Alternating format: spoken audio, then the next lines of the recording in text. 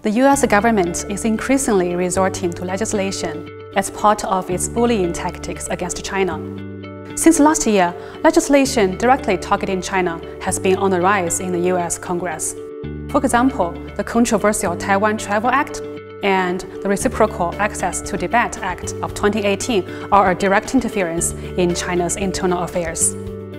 The 2019 fiscal year National Defense Authorization Act also targets high-tech American exports to China and Chinese investment into the US.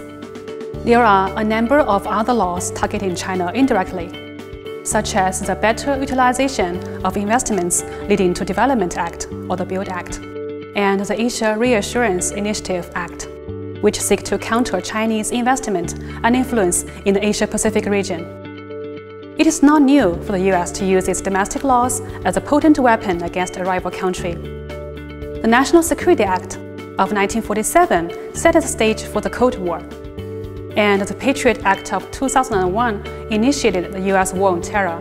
The legislation serves multiple purposes to this end. First of all, it provides a legal basis. Legislation gives justification for the US government to take extraordinary actions against another country in the name of the law. Through a process of debate, public hearings, and voting, legislation also serves the purpose of political socialization, where bipartisan consensus is built and political support coalesces. Second, it provides the legal tools. On becoming law, it mobilizes the resources of various government agencies. It would also subject foreign entities and individuals to the long-arm jurisdiction of US domestic laws. Third, it serves a signaling purpose.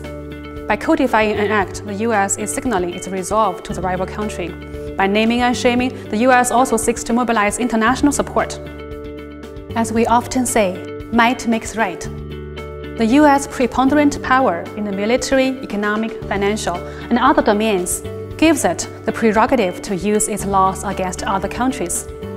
But the abusive use of such legislative power amounts to a dose of poison to the international order. While asking other countries to abide by the rules-based international order, the US is putting its own domestic laws above international laws. And under the doctrine of America First, the US is unilaterally using its domestic laws to interfere in other countries' internal affairs and imposing its will on other peoples.